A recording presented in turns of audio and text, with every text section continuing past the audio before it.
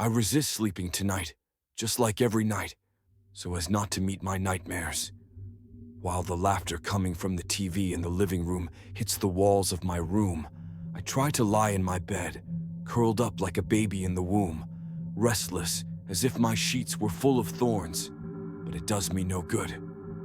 Because no matter how hard I try to silence the voice in my brain, it insists on talking. Even if I cover my ears with my hands, it does not help. This rough and deep voice that constantly whispers that I am dead has been trying to make itself heard by everyone around me by increasing its whisper since a time I do not remember how long ago it was. I'm afraid to look in the mirror. I'm terrified that the owner of the voice will emerge from somewhere inside me and grab me by the throat. I tried to explain it to my father a little bit the other day, but without putting down the newspaper in his hand, he said, "These are normal. If you entered my brain while you were thinking about this house of mine and your future, you would think I was in a mental hospital." And he stopped me from speaking. My mother, on the other hand, only cared about my grades going down. How could she look her friends in the face with these grades? What I ate was in front of me, and what I didn't eat was behind me. What was that sound? I shouldn't tell anyone about these things, otherwise, God forbid, they would call me crazy, and I would put on myself a craziness that didn't exist in our family history just to attract attention, and I would damage their honor and position in society. It was all the books I read that were the reason for this. That teacher of mine, whatever her name was the reason for all this nonsense. What business did I have with the classics? Were those books for me? Were these books that a 17-year-old child would read? Why was I taxing my brain with books written in I don't know which century when I had my textbooks? How could Russian novels be of any use to me? When I tell my mother to listen to me, she keeps repeating the same things to me, so I don't say anything to her anymore. I'm scared. I'm more scared than anyone could ever imagine. I'm so scared that the voice in my head is telling me the truth, that even when I eat the food my mother makes, I start starving and poisoning myself.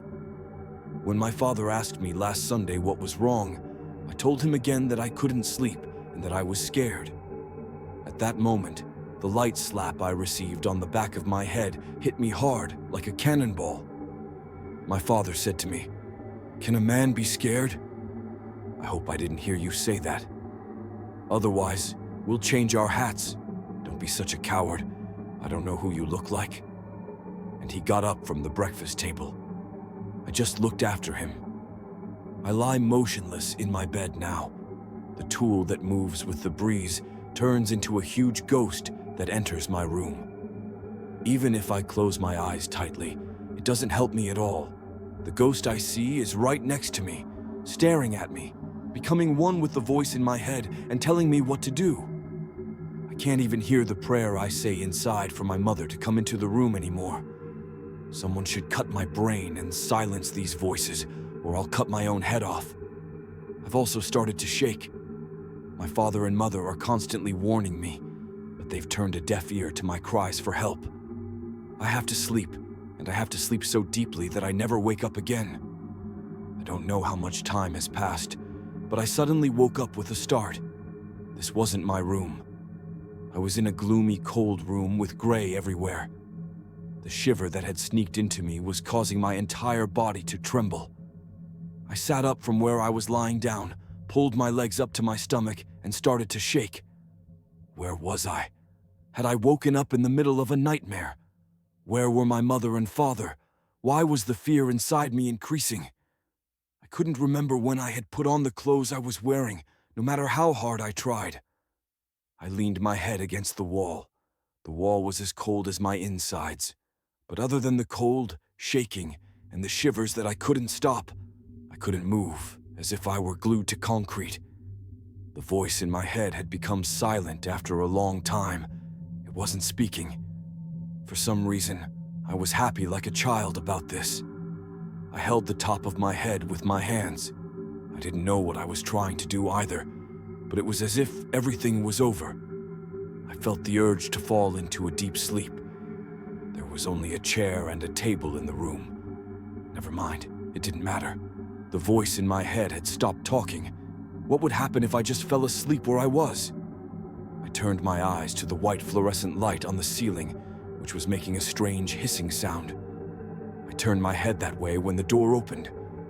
A tall, well-built man walked in.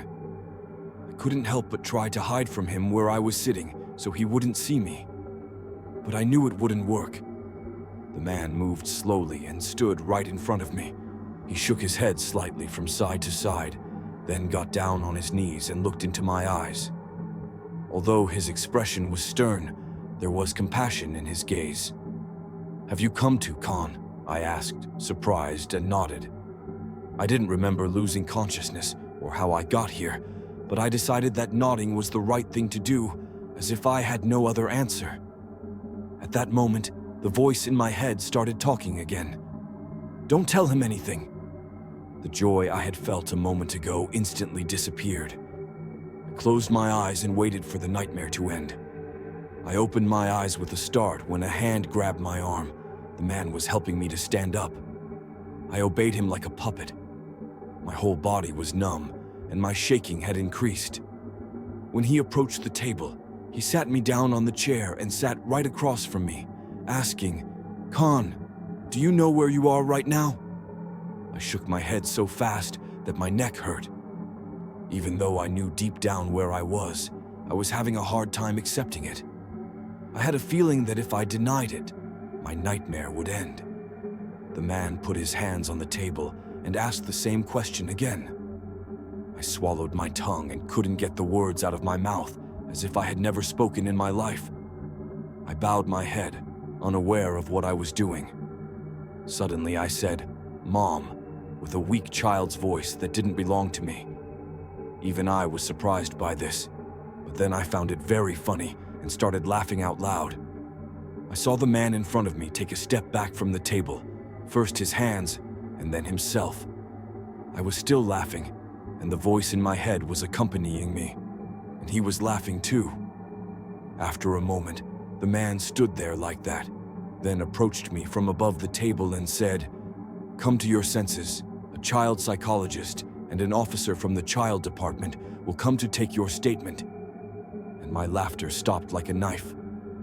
After a moment of silence, the man approached me from across the table and said, "Come to your senses. A child psychologist and an officer from the child department will be coming to take your statement." And my laughter stopped like a knife. I looked at him. No matter how I looked at him, the man reached out his hand and tried to caress my hair. I started to rock again on the chair I was sitting on, pulling my legs up to my stomach. Tears were flowing from my eyes involuntarily. While I didn't understand why I was crying, the man said in a compassionate tone, "Cry. Don't stress yourself. It will relax." Even though I didn't understand why he said that, I continued to cry and rock. The voice in my head was telling me that everything was over, that I shouldn't be afraid, that we would do more together from now on. But I was still very afraid. I covered my ears with my hands. The more I tried not to hear him, the louder he got. I didn't notice when the door opened and when the woman and the man entered. When the woman touched my shoulder, I almost fell off the chair with fear. She was looking at me strangely, with her black eyes fixed on me. I could hear her voice from afar, as if in a dream, telling me to relax and that there was no reason to be afraid. The first man left the room and came back with a chair in his hand. The woman sat in this chair, sat across from me and said, "I'm going to ask you a few questions, but you don't have to answer them if you don't want to. My name is Zeynep. I'm a psychologist. What's your name?" I cringed when she asked my name. The voice in my head was telling me that he would hurt me and that I shouldn't answer his questions. But I did. The woman nodded. "Good, good," as if talking to herself. Then she smiled slightly and asked, "Do you remember what you did before Khan came here?" When he asked this question, I quickly nodded again, closed my eyes and hugged my legs, which I had pulled up to my stomach, with my arms. My shaking was getting stronger, even though I didn't want it. When she asked this question, I quickly nodded again, closed my eyes, and hugged my legs that I had pulled up to my stomach with my arms. My shaking was getting stronger, even though I didn't want it to be. The woman held my hand that was on my leg and said, "The clothes you are wearing look great on you. Can you tell me where you got them?" At that moment, I realized that the clothes I was wearing did not belong to me. I stood up and started to scream in fear, "These don't belong to me!" At the same time, I was trying to take off the sweater I was wearing.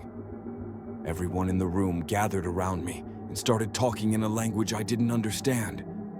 The voice in my head kept telling me to stay away from them.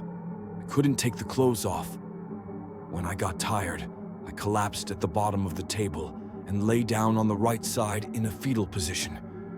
The woman was sitting on her knees next to me, telling me to calm down, that they wouldn't hurt me, and to tell me what I knew. But I couldn't say anything other than the word "mother" in that childish voice. The woman brushed my hair from my face and asked, "Khan, what happened to your mother?"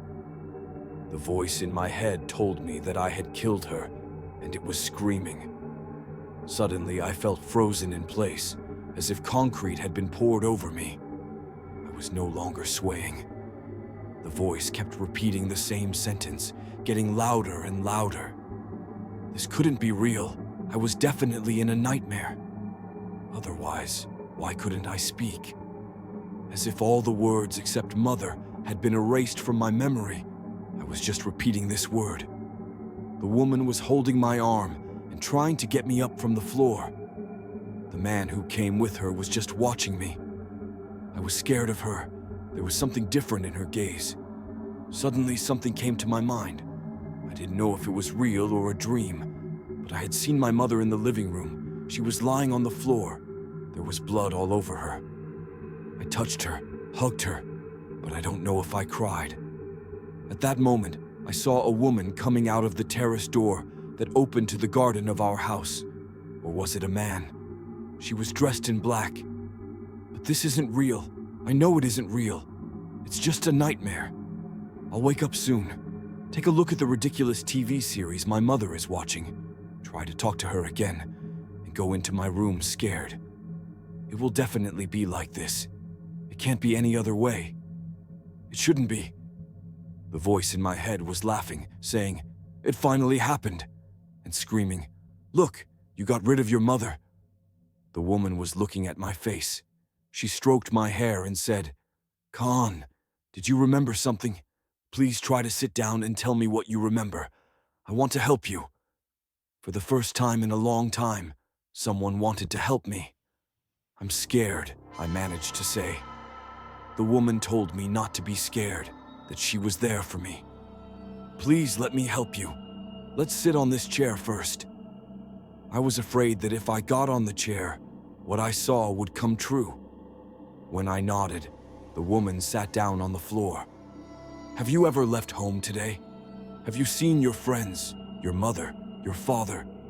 Do you remember when my friends found you walking around the empty streets screaming?" When she said this, I felt like someone else had done it, and I had watched. I tried to tell her that I remembered by nodding my head up and down. I didn't remember. The voice in my head kept telling me that I did it, but I didn't know what I did. "Look, honey, you keep repeating the same words. You're yelling, saying I didn't do it. Don't you understand? I didn't do it." The voice in my head started yelling, "You did it. Don't fool yourself for nothing," it kept saying. I started looking at the woman's face to avoid hearing the voice. I forgot what her name was, but it didn't matter. When she looked at me and said, "Do you believe I can help you?" I nodded quickly. He grabbed my arm again and tried to lift me up. This time I complied and sat on the chair. My hair had fallen in my face. He reached out his hand and lovingly smoothed it back. I felt like he was combing my hair. Suddenly, an image from my childhood accompanied my tears. The day I started kindergarten, my mother had also lovingly combed my hair back with her hand. I was trying to focus on the woman with empty eyes, I didn't know what to say. I wanted to listen to her instead of the voice in my head. Something I saw in her eyes made me look at her. Khan, do you remember the question I asked?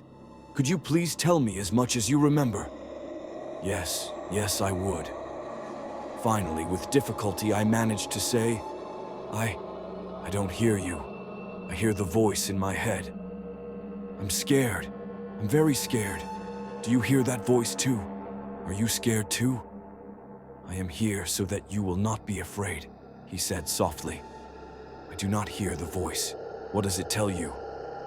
We will do more things, that we are free now, and it keeps saying you did it. But I did nothing. I did not do it. I was shouting too now. What does it tell you that you did? It just says you did it, nothing else. Okay? Can you tell me when you last saw your mother and father? My father. I did not see him today. My mother was at home watching a series and laughing. Did you tell him that you were going out?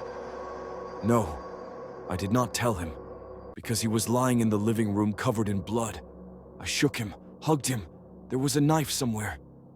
No, I don't. Do you know everyone you see in your dreams? Of course I don't. But sometimes a very small detail can guide us when we wake up in the morning. No such thing happens in my nightmares, because I don't remember most of them because I'm scared.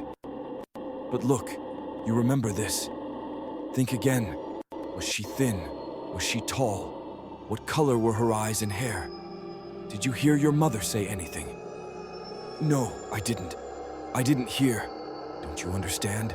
This is just a nightmare. Why should I pay attention? I forget everything when I wake up. Okay, my dear. Calm down a little. I can hear and understand you very well, but please don't forget that I'm here to help you. I felt ashamed all of a sudden. For the first time, someone believed the voices I heard in my terrible nightmares. Trying to look at her again, I said, she was dressed in black. She had covered her hair. She had a ski mask on her face. She was thin like you. She was as tall as my aunt. My aunt? Why would my aunt hurt my mother if she was in a nightmare? It's ridiculous. This nightmare must end. What am I saying? Why can't I wake up yet?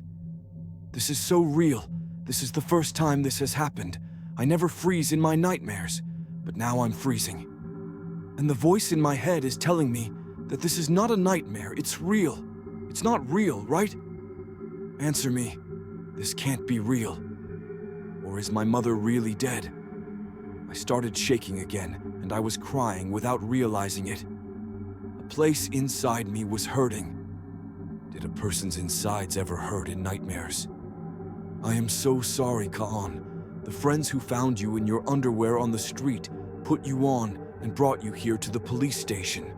There was no ID on you. When our friends investigated the area where they found you, they learned that you lived in a higher neighborhood and went to see your family. The front door of your house was open, and your mother was indeed lying in the living room covered in blood. They informed your father. He could not come right away because he was out of town, but his plane is about to land. As soon as your father arrives, we will take you to the hospital and keep you under observation. Believe me, I am so sorry. I could no longer hear him. My mother was gone, and since I was here, and since the voice in my head said you did it, I had killed my mother. No, this is definitely not possible. Why would I kill my mother? I stood up suddenly. Everyone in the room was looking at me. I started to scream. Who was that dressed in black and washed my hands? He harmed my mother. I can't do such a thing. I only hear voices and have nightmares and am scared. But I didn't do anything to my mother, you understand? I didn't.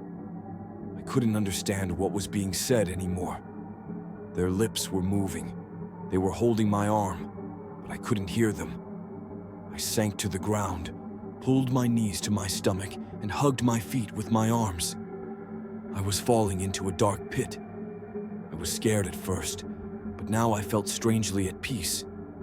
It was as if a wall had been built around me, and I wasn't going to let anyone inside that wall.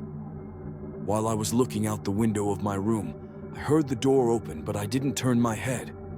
I didn't speak anymore. Since I was brought here, I was just trying to comply with the mandatory things the nurses and doctors did to me. The voice in my head had completely stopped, and I felt like an animal that had been emptied.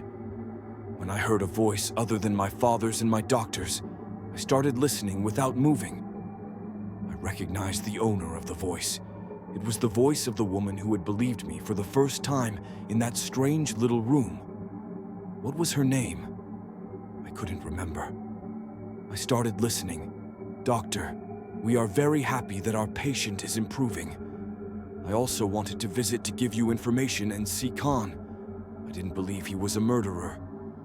Based on the information given by An, our friends from the police started to investigate the incident in depth.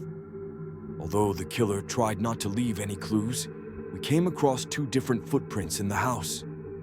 The first footprint, covered in blood next to the victim, belonged to Khan. However, there was another different footprint. Although his step length was faint, it was equivalent to 64 centimeters. This indicated that our killer was approximately 1 meter and 60 centimeters tall.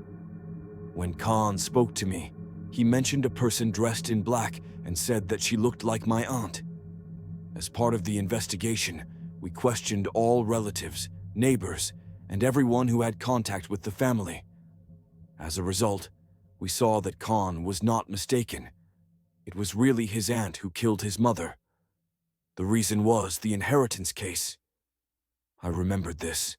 My aunt kept saying that she was wronged and that my mother got more.